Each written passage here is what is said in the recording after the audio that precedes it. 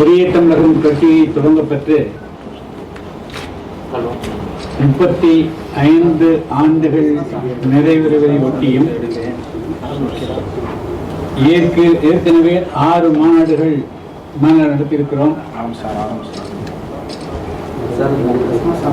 விரைவில் தமிழகத்தில் சட்டமன்ற தேர்தலும் நடைபெறவிருக்கிறது. இதையெல்லாம் ஒட்டி புதிய தமிழகம் கட்சியினுடைய 7வது மாநில மாநாடு நாளை மறுதினம், அதாவது 2026ஆம் ஆண்டு ஜனவரி மாதம் 7ஆம் தேதி புதன்கிழமை மதுரையில் பாண்டியூர் அருகில் இருக்கக்கூடிய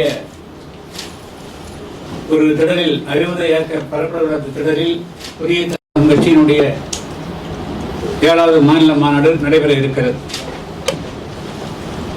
கலை நிகழ்ச்சிகளுடன் மாலை சரியாக 3 மணிக்கு இந்த மாநாடு அந்த திடலில் துவங்குகிறது. இரவு 10 மணி வரையிலும் மாநாடு தொடர்ச்சியாக நடைபெறும். மாநாட்டில் புதிய தமிழகம் கட்சியினுடைய மாநில நிர்வாகிகள், மாவட்ட நிர்வாகிகள் உரையாற்றிய பிறகு நான் தலைமையிலாகவும் சிறப்புரையாகவும் நிறைவுரையாற்றவிருக்கிறேன். தமிழகத்தினுடைய அனைத்து மாவட்டங்களிலிருந்தும் புதிய தமிழகம் கட்சியினுடைய தொண்டர்களும் நிர்வாகிகளும் இந்த மாநாட்டில் திரளாக கலந்து கொள்ளவிருக்கிறார்கள். புதிய தமிழகம் கட்சி 1995ஆம் ஆண்டு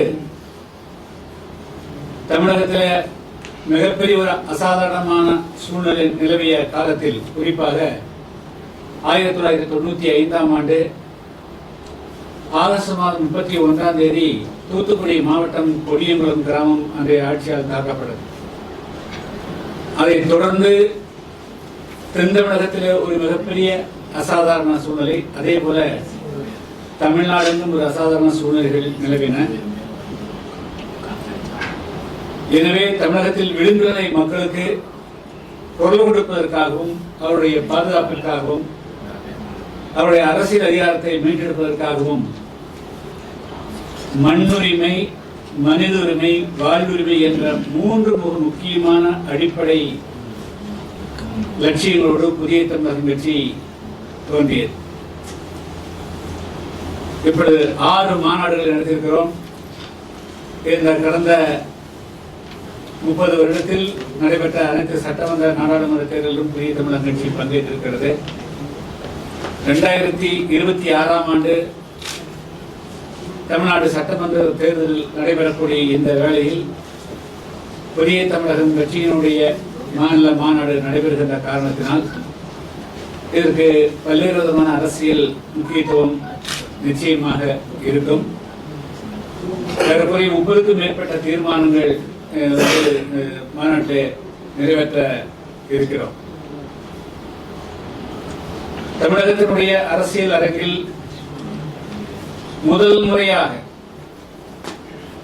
குறிப்பாக இன்றைய பார்ட்டியில் பட்டியலின மக்கள், தலித்துகள் என்று அழைக்கப்படக்கூடிய அந்த பட்டியலிருக்கக்கூடிய மக்களுக்கான ஒரு முதல் அரசியல் இயக்கமாக தோன்றியது புதிய தமிழகம் கட்சி. அது மட்டுமல்ல, 1996ஆம் ஆண்டு தனித்து போட்டியிட்டு நான் ஒரு சட்டமன்ற உறுப்பினராகவும் அதில் தேர்ச்சி பெற்றேன்.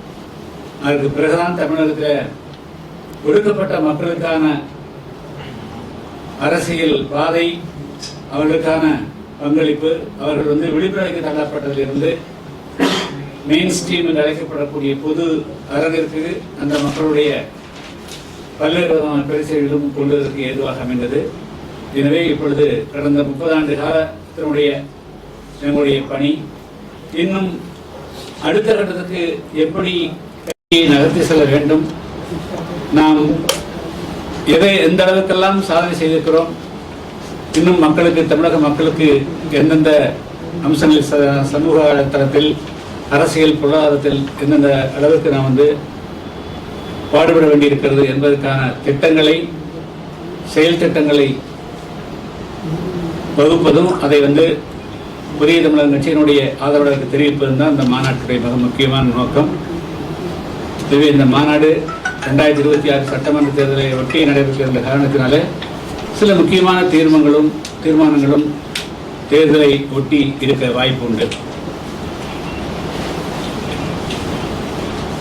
எந்த மாதிரி தீர்மானம் சார்? அது கூட்டணி தொடர்பான தீர்மானமா இருக்குமா? அது எப்படி இருக்கும்?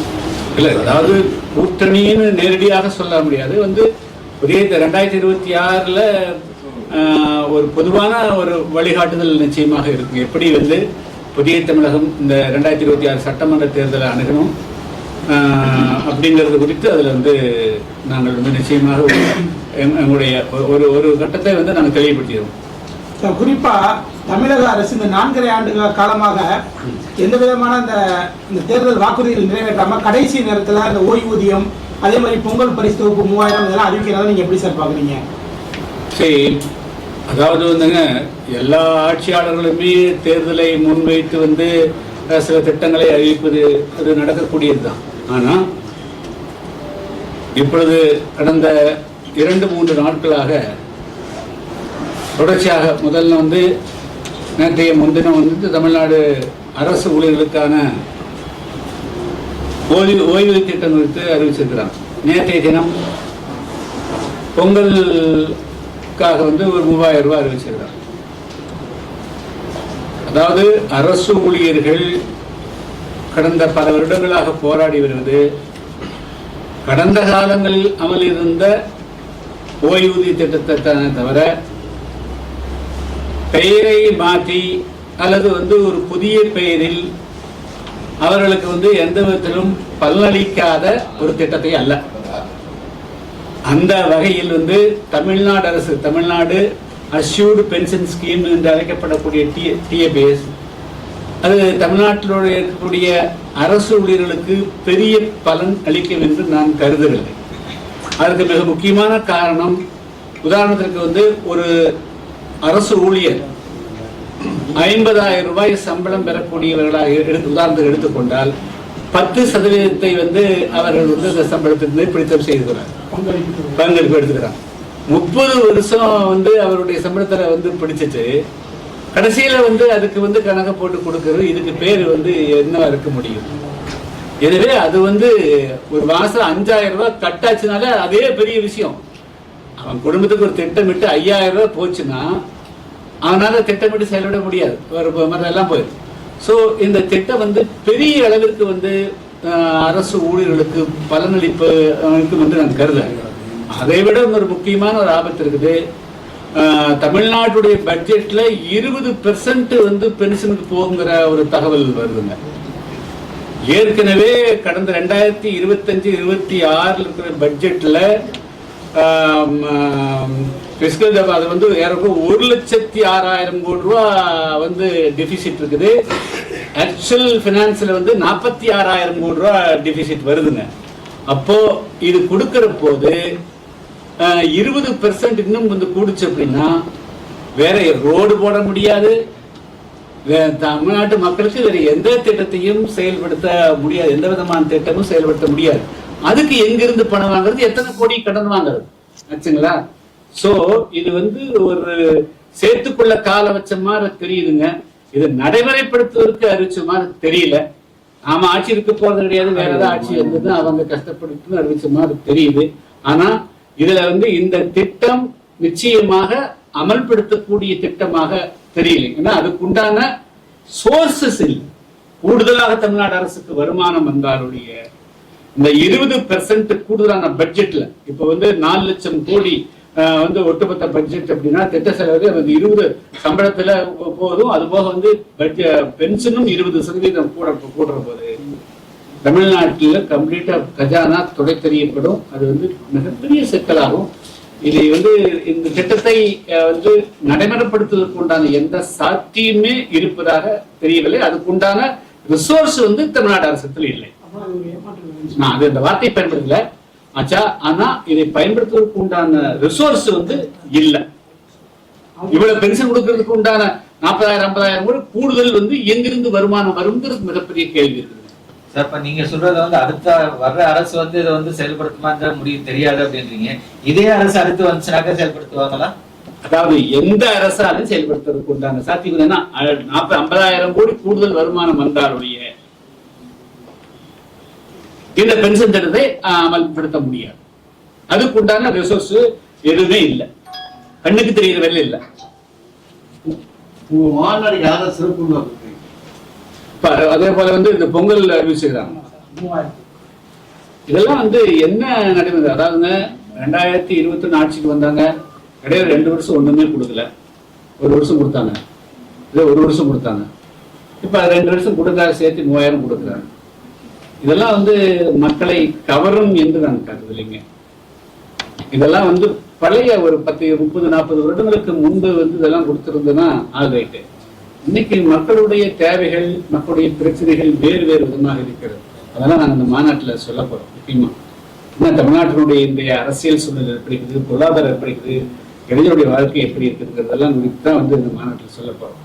ஸோ அதனால இந்த 3000 ரூபாயும் எந்த விதமான தாக்கத்தையும் ஏற்படுத்து அப்படின்னு நான் கருதுறேன். குறிப்பா திமுக கூட்டணி இருக்கக்கூடிய காங்கிரஸ் கட்சி வந்து தொடர்ந்து திமுகவுக்கு எதிராக சில கருத்துக்களை வெளியில சொல்லிக்கிட்டாங்க. அவர் திருச்சி வேலுமணி வெளிச்சமணி, அதே மாதிரி அவங்க ஜோதிமணி காங்கிரஸ் அறிஞ்சுக்கிறாங்க. அதாவது இதெல்லாம் ஒரு அரசியல் கட்சி இருக்கக்கூடியவர்கள் வந்து சொல்லக்கூடிய கருத்துக்களுக்கெல்லாம் நாம சொல்றது சரியா இருக்காதுங்க. அல்டிமேட்டா அவுட்கம் என்னங்கிறது தான் நம்ம பார்க்கணும். வந்து கடைசியா வந்து என்னங்கிறது தான் பார்க்கணும். யாராவது ஒருத்தர் சொல்ற கருத்துக்கெல்லாம் வந்து அது நம்ம சொல்ல வேண்டிய அந்த கட்சிகளுக்குள்ள, உள் கட்சிகளுக்குள்ள இருக்கக்கூடிய பிரச்சனைகள் பேசுவாங்க, ஒருத்தர் இல்லைன்றாங்க. அதுக்குள்ள நம்ம தலையிட வேண்டியதில்லை. அவர்கள் அவரோடு இருக்கிறார்களா, இருப்பாங்களா இல்லையாங்கிறது ஒரு மிகப்பெரிய கேள்வி. அது கொஞ்சம் நாள் வச்சு தெரியும், அவ்வளவுதான். திருப்பூர் விவகாரத்தில் உங்களோட நிலைப்பாடு என்ன சார்? திருப்பூர் தீப விவகாரத்தில் நான் ஏற்கனவே சொல்லிக்கிறேங்க, தமிழ்நாட்டுல இது வந்து திருப்பரங்குன்றம்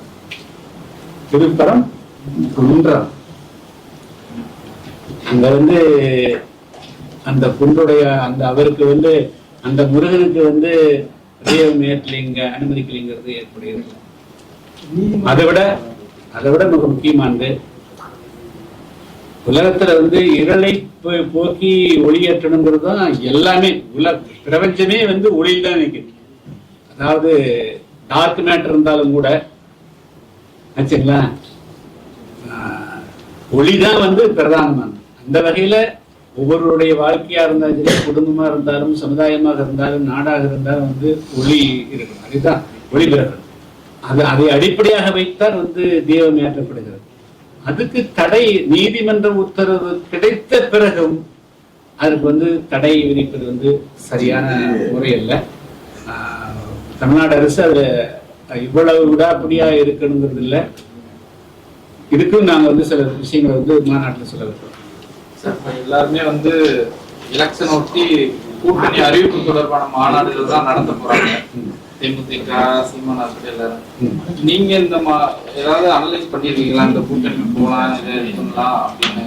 ஏன்னா நீங்க வந்து ஆட்சியில பங்குன்றதா நீங்க சொன்னீங்க. அதாவது அதுல ஒண்ணு நம்ம இது பண்ணல.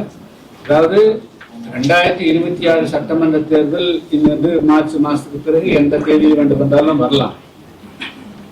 நாங்கள் 30 வருஷமா அரசியல் களத்தில் இருக்கிறோம். விளிம்புநிலை மக்களுக்கு வந்து ஏதாவது தீர்வு வரும்னா அரசியல் அதிகாரத்தின் மூலமாக தான் வர முடியும். அதனால வந்து இப்பொழுது நடைபெறக்கூடிய எங்களுடைய மாநாட்டிலே நிச்சயமாக நாங்கள் பொதுவான ஸ்ட்ராட்டஜி ஒரு வந்து நாங்கள் நிச்சயமா வெளிப்படுத்துவோம்.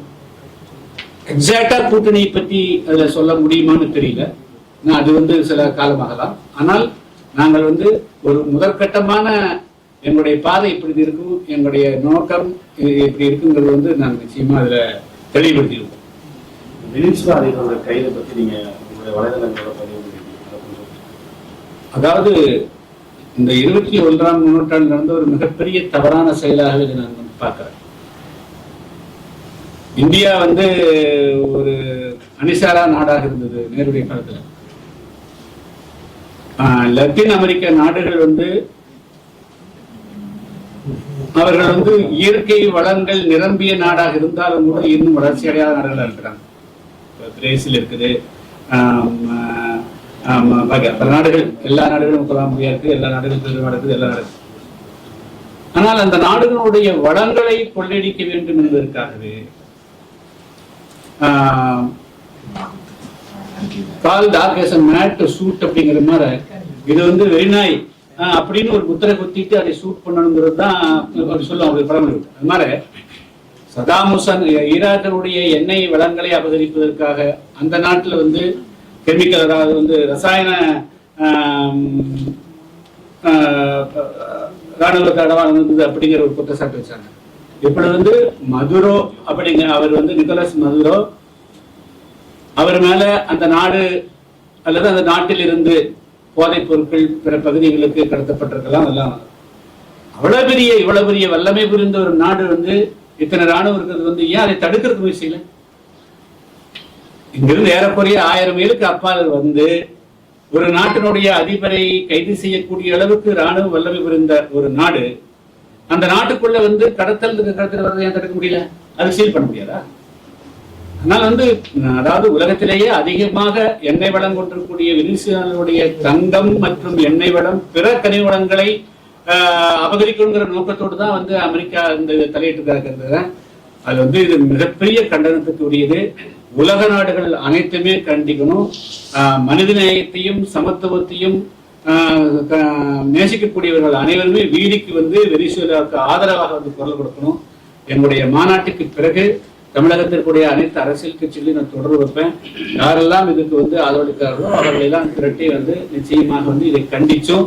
ஏன்னா நான் வந்து கொலம்பியாவுக்குள்ள போவேன், கனடாவாக இருப்பேன், கிரீன்லாண்டாக இருப்பேன்னு தினமும் ஒரு நாடை சொல்றது மட்டும் இல்ல, அந்த நாட்டினுடைய வெளியுறவு செக்ரட்டரி என்ன சொல்றாரு, எங்களுக்கு வந்து உலகத்தினுடைய ஒரு பகுதியே எங்களுடைய கண்ட்ரோல் பண்ணுறாங்க. இது வந்து மிகப்பெரிய, அதாவது ஒரு காலத்துல வந்து சூரியன் மறையாத தேசமாக பிரிட்டிஷ் இருந்து அது போல வந்து உலகத்தையே அபகரிப்பதற்கு உண்டான ஒரு துவக்கமா இருக்குது. இது அமெரிக்காவினுடைய இந்த செயலை ஆரம்ப கட்டத்திலேயே வந்து முறியடிச்சிடணும், இதை தடுத்துடணும். அதுக்கு வந்து அனைத்து பகுதியிலிருந்தும் கண்டனம் கூறணும். இந்தியா வந்து பட்டும் படாமல் கொடுத்திருக்கக்கூடிய அறிவிக்கை ஏற்படுகிறது. கடுமையாக கொடுக்கணும். ஆட்டை கடிச்சு மாட்டை கடிச்சு அதுக்கு வந்து நாளைக்கு இந்தியாவுக்கு வந்து இருப்பதா அல்லது வேறு எங்க வேணாலும் வரலாம்.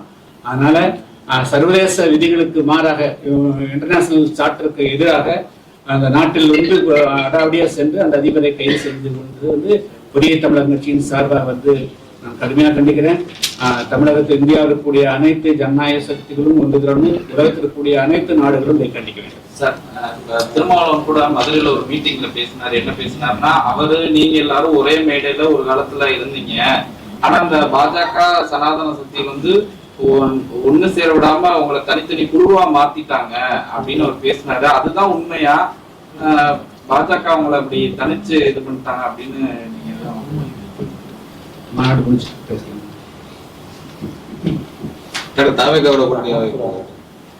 மாநாட்டில் தான் நான் சொல்லிட்டேன். மாநாட்டில் வந்து நம்ம புதிய தமிழக கட்சியுடைய 7வது மாநில மாநாட்டில் நாங்கள் வந்து 2026 எங்களுடைய அரசியல் பாதை எதை நோக்கி இருக்கும், எப்படி இருக்கும் அப்படிங்கிறத ஒரு ஜெனரல் இண்டிகேஷன் நிச்சயமா காட்டுவோம்.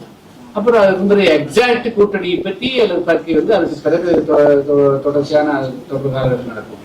இதுவே இப்படி வந்து இது வந்து ஒரு அரசியல் முக்கியத்துவம் வாய்ந்த மாநாடாகவும், நீங்க அந்த மாநாட்டில் நாங்கள் நிறைவேற்றக்கூடிய தீர்மானத்தை வைத்து எப்படிப்பட்ட அரசியல் நிலைப்பாட்டை எடுப்போங்கிறது நீங்க வந்து ஒரு முடிவுக்கு வந்துடலாம்.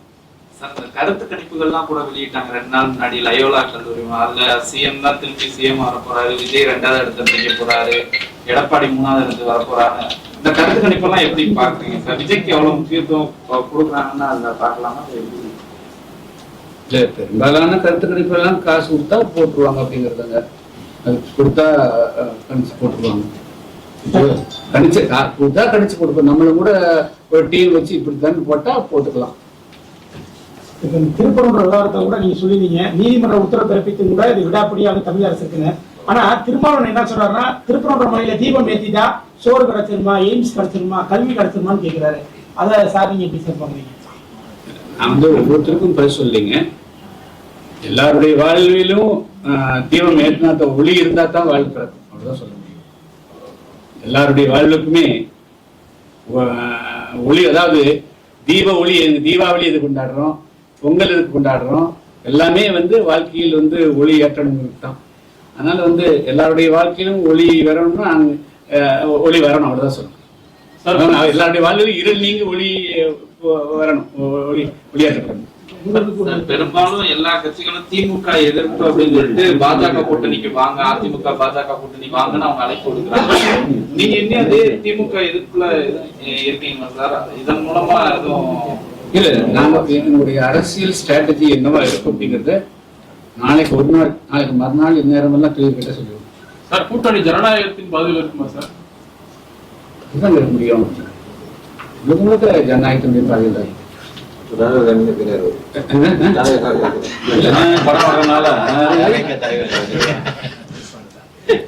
அத்தையை பயன்படுத்தக்கூடாது.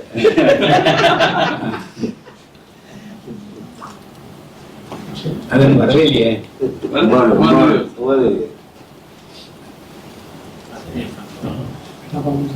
ஓகே.